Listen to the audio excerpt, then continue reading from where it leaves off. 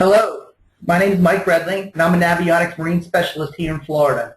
My territory basically runs from the entire state, from Destin all the way down to Key West, with all the freshwater lakes in between.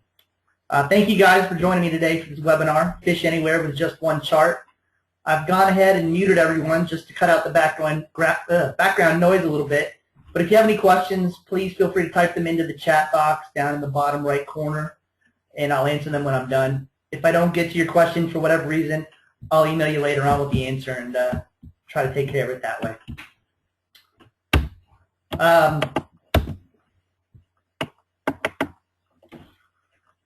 Today, what I hope to show everyone is how you can travel a lot, like I do, and A, not have to worry about spending a bunch of money on charts for specific areas, and B, still have a decent idea of what the water where you're fishing, wherever you're fishing, looks like. It should give you a much better shot at being successful that day on the water, even if you've never fished there before. Like I said, I travel a lot. Besides pro staff for Navionics and all the seminars and tournaments and store visits that comes with that, I also serve as the chairman of the Snook and Game Fish Foundation. That means lots of speaking to fishing clubs, meeting with fisheries officials, or just networking at conferences. This week coming up, tomorrow, is a great example. I leave tomorrow morning, 5 o'clock from Jensen Beach, and head up to Destin. I'm going to do 2 seminars in Biloxi on Saturday, and then head back to Jensen Beach Monday morning, where I'll get to spend about 8 hours in my own bed. Tuesday at noon, I fly out of Palm Beach International for a Snook Foundation lobbying trip to Washington, D.C. On this trip, I'm planning to stay a couple days extra and hopefully do a little fishing after the meetings. It may not be a typical week for me, and I'm not really that busy, but it's a pretty good example for what we're trying to do today. As always, when I'm driving around the state, I've got the fishing rod in the back of the Jeep. I don't spend a lot of time in Biloxi normally, but I'd like to try to do a little bit of fishing while I'm in town, since I'm going to be talking about fishing. Since I won't be towing the boat this time, what I usually do is rent a boat when I get up somewhere, wherever I'm at, and just kind of get out on the water by myself. It's a good way to wind down. I can kind of do my own thing. If I catch a fish, great. If I don't catch a fish, at least I'm out on the water and not having to answer 10,000 questions. Without knowing the area real well, historically this would mean I'd have to go out and buy a chip with the local chart on it, just to kind of get an idea for the shallows, ledges, all the things that we look for when we're fishing. However, as you can see from the map in front of you, when you're all over the place, that gets expensive real quick. A perfect example of what I'm talking about is a friend of mine is a professional redfish angler. He was fishing a tournament last year up in Jacksonville. Typically, he's based out of the Florida Gulf Coast, down around Port Charlotte, Punta Gorda area, and has the Platinum Plus chip, Navionics Platinum Plus chip, in his plotter at all times. The Platinum Plus chip is great. It's got amazing detail. It's got 3D ports and overlays and all this great kind of information. But each Platinum Plus chip is set for a specific area. Now, the area on his chip cut off at St. Augustine, which means when he was out fishing on the water in Jacksonville, he didn't have the whole Platinum Plus detail and all the sonar charts and 1-foot contours that goes along with that. And he didn't realize it until he was out on the river fishing in a tournament. So he called me, all in a panic. There wasn't a whole lot I could do with him on his boat and me on my couch, but we got him hooked up with the Navionics boating app on his iPhone, and he was able to use that to get through the tournament at least, and immediately went out the Monday after the tournament and bought the Navionics Plus chip. And really, Navionics Plus is the answer. It's the most flexible product Navionics offers. It's the most flexible chart on the market, period. Now, if he had this before the tournament, it would have saved a lot of phone calls and a lot of headaches. Like me, he would have been able to download any area in the United States or Canada and be assured that when he got out on the water, that area would have the freshest data available and therefore the most reliable charts available. The whole key to Navionics charts, the number one thing that sets them apart from every other chart on the market, is the fact that they are constantly being updated. More than 20,000 data points are added to the charts every week. It's called freshest data for a reason. That means that the shoal in the St. Lucie Inlet, which is where I fish out of, that seems to grow 3 feet every week when the waves are crashing and the wind is blowing, that's going to show up on your chart as being 1 foot deep and halfway into the channel, rather than 4 feet deep and less than a quarter of the way into the channel, like it was a year ago when that chart was first created.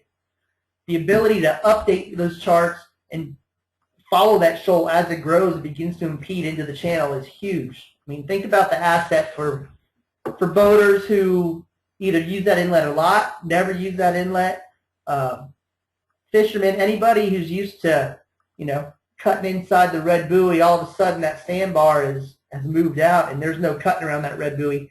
That'll show up on the Navionics charts once they're updated. Speaking of updating, I'm going to show you real quick how easy that is.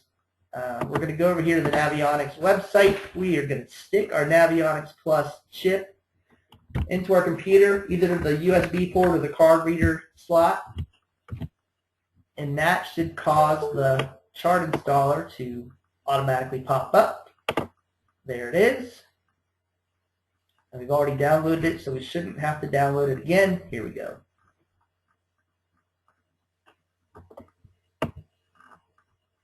So what we're going to do, I'm just going to show you real quick since I'm going to Biloxi this weekend. I'm going to show you real quick how we would download that area in Biloxi onto the Nav Plus chip. Remember, the chip's in the computer. Apparently my subscription is going to expire. And again, I haven't really been to this area a lot. I'm not sure where I'm going to be fishing out of. I need to get my little square. Hang on. Come on.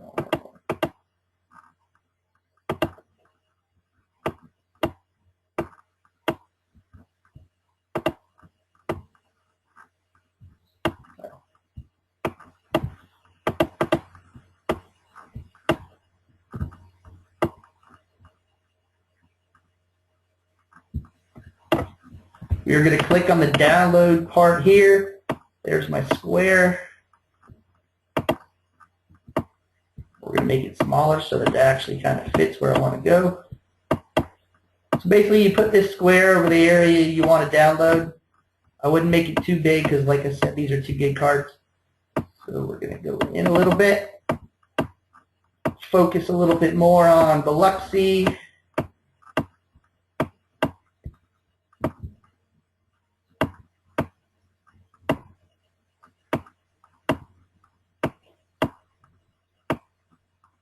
And like I said, I don't know exactly where I want to fish, so I'm going to download this area. So what I would do at this point, go down over here, click Start, and it'll begin to download. Now, each of these Navionics Plus cards holds 2 gigabytes worth of data. So this data is going to download. I've already got my home inlet of Stewart and Jupiter and Jensen Beach is all downloaded. So we're going to add this onto there.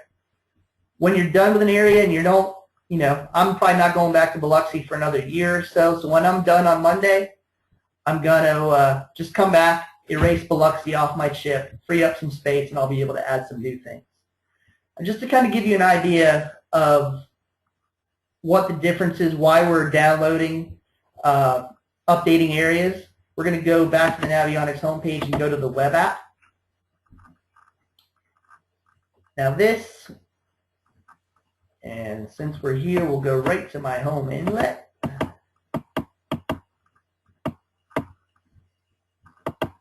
And you'll be able to see the huge difference that Navionics Plus with the sonar charts and the 1 foot contours makes.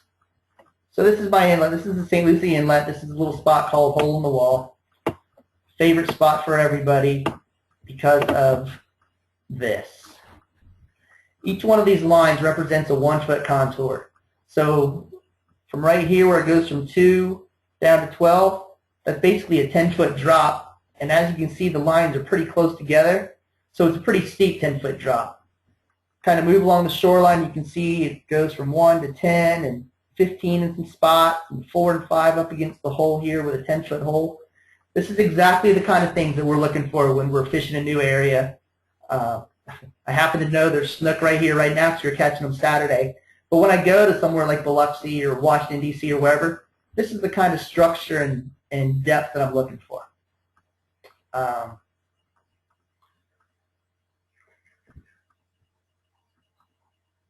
some other real quick things I wanted to point out. These little sailboats and some of the other information on here are called community edits.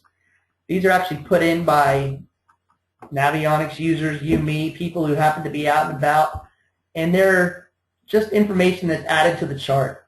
Maybe a boat sunk right over here in the channel or just off the channel this weekend could pose a navigational hazard for people who don't know about it. You can enter that onto the Navionics charts as a community edit. It will update, and everybody who updates your charts after that will see, there's a sunken boat right here in the channel. Avoid that. We're going to go back to the installer real quick. We've seen Jensen Beach, Jupiter, and now Biloxi, but now we're going to head up to Washington, D.C., and I'm going to show you what to do up there with the same kind of download we just did in Biloxi. So you go up, just move your little box.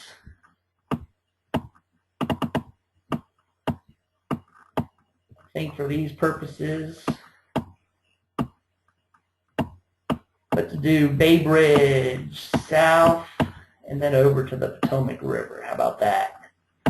So again, set up your little box. You would click download. It would go. Now that it's downloading, I think it's important for everybody to know where the data that you're downloading is coming from. Just like the community edits, which are added in by Navionics users, the charts are updated in large part thanks to people just like you and me who go out and do sonar scans while we're fishing or boating or just floating down the river. Many of the plotters on your boats will do sonar scans without interfering with any of your activities. You can upload these to Navionics sites, and the maps will be updated within 2 to 3 weeks. It's really a perfect example of crowdsourcing before crowdsourcing became the in thing. We're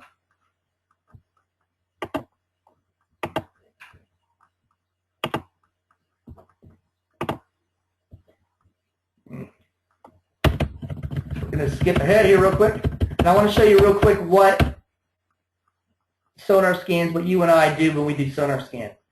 So these are some sonar scans I did in the Everglades last year. The one on the left-hand side is the before, obviously. The one on the right is the after. As you can see, after we did our sonar scans, we were catching trout and some snook along these shorelines and along the little shoals.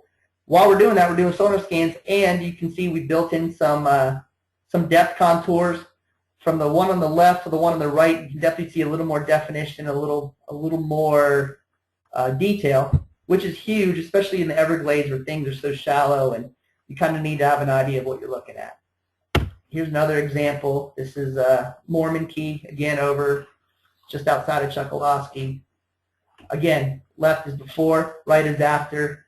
It's not hard to figure out, which one's going to be more useful in your plotter by any stretch of the imagination. All right. I'm going to go back to the web app real quick. So I want to show you the Potomac area we just downloaded. I want to give you an idea of how that's going to show up on your plotter. As soon as we can find Washington, D.C. on our map, that is. All right.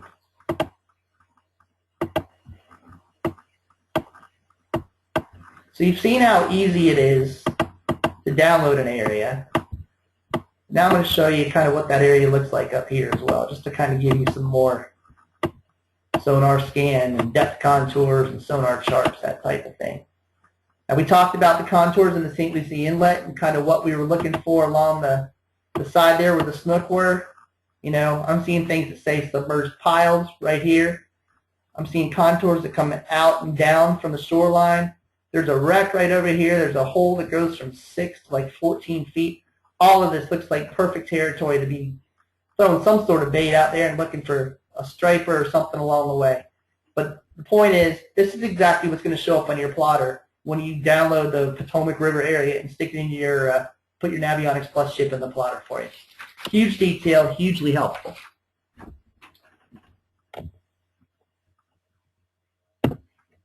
A lot of people want to know, what will Navionics Plus work on?